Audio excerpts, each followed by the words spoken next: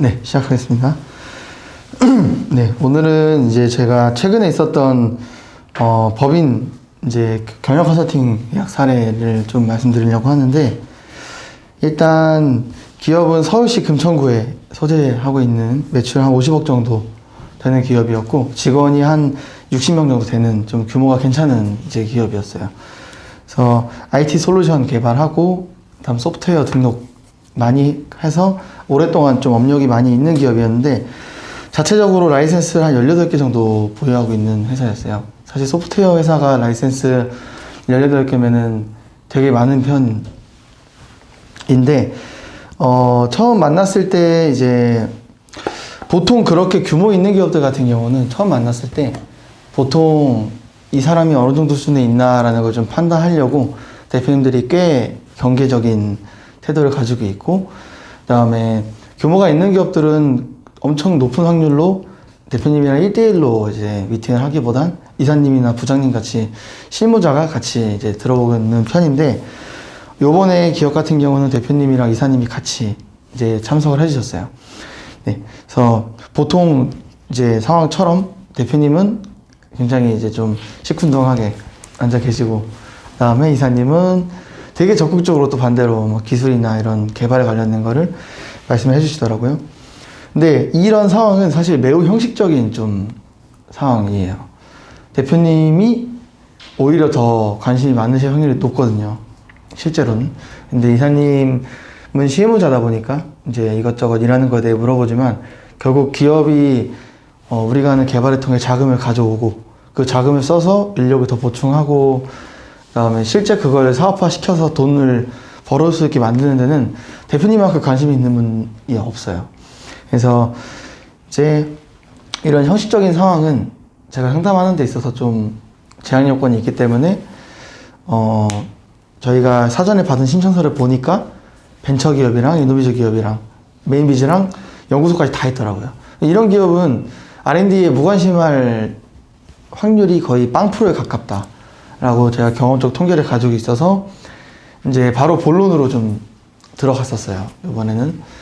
그래서 인사드리고 이것저것 저희 사업에 대해 얘기를 한 다음에, 난 바로 대표님한테 R&D를 통해서 정부 과제 경험은 있으시냐 했더니, 예전에 5천만 원, 뭐 1,000만 원, 2천만 원 이렇게 바우처 사업은 해봤는데 R&D 과제는 해본 적이 없다.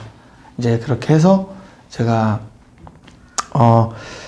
왜 자격이 충분한데 이제 한 번도 된 적이 없냐, 도전을 했는데 떨어진 거냐 이렇게 물어보니까, 잘 몰라서 뭐 도전해본 적도 없고 해볼 생각도 안 해봤다 이렇게 하시길래, 이제 근데 이제 여기서 제가 느꼈던 거는 저한테 뭔가 솔직하게 지금 대표님이 가지고 있는 생각을 얘기하는 게 아니라, 그냥 단순하게 좀 그냥 몰라, 뭐 어렵다 이렇게 둘러대는 사실 대답들은 좀 더 깊은 상담을 하기에는 별로 영양가가 없는 대답이에요. 그래서 제가 바로 좀 더 적극적으로 임해했으면 좋겠다라고 생각을 해서 대표님, 제가 여기 가산 쪽으로만 거의 한 달에 진짜 60-70개씩 기업들이 만나러 다닌다. 근데 그런 기업들이 만나면서 제가 진짜 도움을 드릴 수 있는 기업이랑 반밖에 못 드리는 기업이랑 굳이 나누면, 대표님이 솔직하게 지금 고민하는 것들이나 회사에 문제가 있는 것들이나 아니면 우리가 앞으로 지금 당장 꼭 해결해야 되는 것들을 그 자리에서 얘기해 주냐 아니면은 얘기하지 않냐가 되게 차이가 크다. 그러니까 대표님이 지금 가지고 계신 생각이 말씀해 주시는 게 진짜일 수도 있지만, 제 경험상 좀 더 솔직하고 적극적으로 임해 주신 대표님들한테는 나온 대답이 다르다.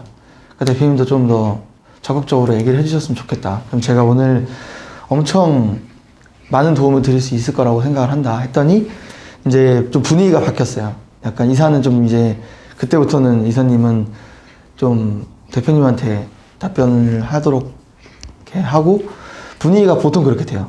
이사님들이 막 적극적으로 하다가 이제 제가 대표님이 이런 대답들을 해주시지 않으면 아무 의미가 없다 이렇게 얘기를 하면은, 이사님들이 거의 대부분 이제 대표님들한테 대답을 이제 유도하고 옆에서 서포트하는 느낌이 되고, 대표님들 태도가 많이 바뀌더라고요. 대표님들 요번에도 이제 그러면 좀 제대로 얘기합시다 해가지고 분위기가 바뀐 상태에서 제가 계속 질문을 드렸어요. 개발하고자 하는 기술은 뭐고 관련된 특허는 뭐가 있냐. 그리고 그 특허를 내고 개발하는 거는 순수하게 우리가 자체적으로 다 개발하는 거냐 아니면은 외주 개발이 포함이 돼 있는 거냐, 협력사는 어떤 회사들이 있냐 이렇게 물어보니까 라이센스 개발은 100% 우리가 다 하고 있다고 하더라고요. 그리고 그러면 그 다음으로는 우리가 개발에 앞으로 더 투자할 수 있는 여력이나 인력은 어떻게 되고, 지금 우리 회사 연구소에 어떤 연구 인력들이 다 있는지 말씀해 주셔라 했더니 연구 인원도 한 30명 가까이 있더라고요. 그래서 연구 역량도 충분하고, 그 다음에 이제 시장에 대한 목표는 우리나라 시장, 국내 시장만 목표로 하는 거냐 아니면은 이 라이센스를 통해서 아예 솔루션 패키지화를 시켜가지고 해외 납품까지도 생각을 하냐 했더니 해외까지 이제 팔고 싶다고 하더라고요. 그래서 자, 그렇게 되면은 결국 지금 종합해보면 제일 어떻게 보면은 높은 수준의 목표를 가지고 있는 회사인 거죠.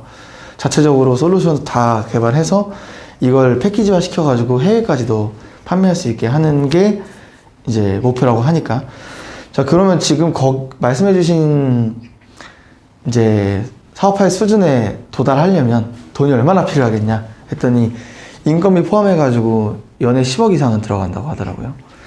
그러면은 무조건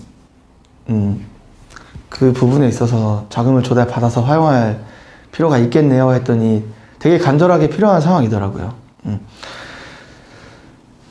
그래서 이제 지금부터 제가 드리는 말씀은 무조건 대표님이 하셔야 되는 것들이니까 들어라 하고 처음에 얘기한 게 특허 출원이었어요. 지금 인증사업이랑 연구 역량도 굉장히 충분한데 이 특허가 정량적으로 준비가 안 돼 있어가지고 아마 이 상태에서 사업에 지원을 하게 되면은 선행 개발 기술에 대한 내용이랑 지적재산권 보유 현황에서 점수가 다 까인다. 그러면 남들보다 10점 많으면 20점까지 뒤지고 시작하는 상황이 될 수가 있다. 그러니까 지금 굳이 이 정량적인 특허가 준비가 안 돼서 점수 잃지 말고 이걸 먼저 준비를 하자. 그랬더니 소프트웨어 회사는 대부분 특허 얘기를 꺼내면 표정이 안 좋아져요. 왜냐면은 코딩부터 아예 다른 기술을 만들어서 새로운 알고리즘 개발을 해야 되는데 대부분의 소프트웨어 회사는 비슷한 알고리즘을 통해서 다른 아이디어링으로 소프트웨어 개발을 하는 거다 보니까 이걸 하나의 기술로서 특허가 인정되려면 되게 복잡하고 어렵다고 하더라고요. 그래서 그런 어려움 표정이 나와서 근데 대표님 제가 단순하게 내라로 끝나는 게 아니라 이렇게 도움을 드릴 수가 있다. 그래서 제가 특허를 출원할 수 있게 도와주는 방법을 말씀드렸더니 되게 표정이 좋아지더라고요. 그래서 그럼 우리도 할 수 있네? 이런 느낌이 이제 들면서 비용을 물어봐서 비용도 얼마다 이렇게 얘기해 주시니까 오케이, 그건 일단 진행하자 이렇게 결정이 되고, 그 다음 얘기했던 게 이제 그 다음 저희가 중요한 게 아이템 발굴을 해야 된다. 처음에 상담할 때 그 회사에서 이사님께서 말씀해 주셨던 기술 내용이 한 30-40개는 됐었어요. 개발하려고 하는 그런 내용들은 크게 5개, 6개 아이템을 얘기했는데 그 안에 들어가야 되는 새로운 기술들이 정말 많이 앞으로 개발돼야 되는 거여서 지금 현재 상태로는 명확한 아이템에 있어서 명확한 기술 개발 목표가 아예 없다.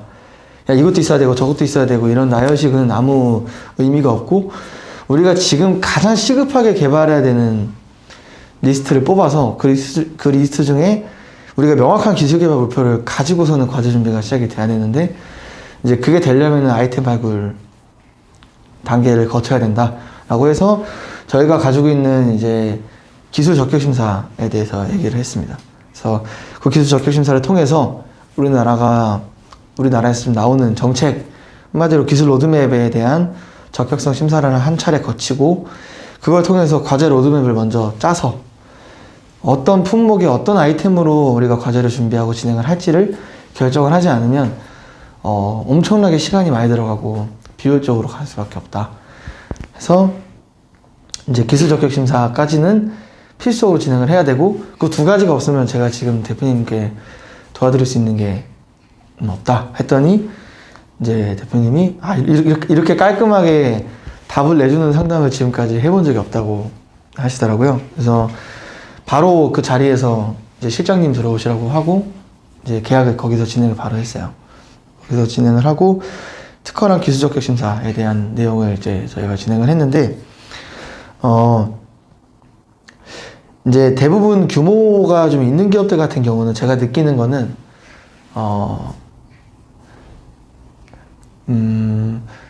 확실한 좀 답을 내주기 원하는 경우들이 좀 많아요. 반대로 규모가 작고 여력이 좀 부족한 기업들 같은 경우는 오히려 답을 명확하게 내려서 이렇게 진행을 해야 된다라고 했을 때 우리가 여력이 부족하고 중간 과정에 어려움이 있다 보니까 답을 내려서 진행하기보다는 좀 중간 과정 하나하나를 같이 이제 해결해 나가는 느낌으로 상담을 하는데, 규모가 있는 기업들 같은 경우는 여력도 충분하고 이제 만약에 그게 체킹이 됐을 때 인력적인 부분이나 아니면은 뭐 기술 개발적인 부분이나 아니면 자금적인 부분이 큰 문제가 없다라고 판단이 됐을 때는 딱 이런 부분이 필요하다라는 거를 답을 내주고 해결 방법을 제시해 주는 게 제일 좋더라고요. 해서 이제 바로 계약을 진행을 하고, 그 외에 다음으로 이제 뭐 대표님이 가지고 계신 사업 고민이나 아니면은 우리가 조직 역량이 이런 부분은 충분한데 앞으로 이런 사람들을 더 충원하고 싶다, 뭐 그런 부분, 그런 사람들을 채용할 때는 좀 뭘 중요하게 생각을 해야 되냐, 뭐 이런 것도 여쭤보시고, 그다음에 뭐 낚시 다니시고 여행 다니시는 좀 인간사적인 얘기도 좀 나눴습니다. 그래서 라포 형성도 잘 되어 있는 상태인데 결국은 이런 제가 전문성을 기반으로 어프로치가 잘 됐고 계약까지 이어졌기 때문에 더 마무리가 좀 좋았던 것 같아요. 그래서 제가 다음 주쯤에 이제 다시 기업에 방문을 할 예정인데, 그때는 정관이랑 취업 규칙에 관련돼서도 얘기를 하고 이제 어프로치를 할 예정입니다. 그렇게 해서 요번에 이제 가장 최근에 제일 깔끔하게 이제 계약이 잘 진행됐던 법인 사례를 이제 가져왔습니다. 마치겠습니다.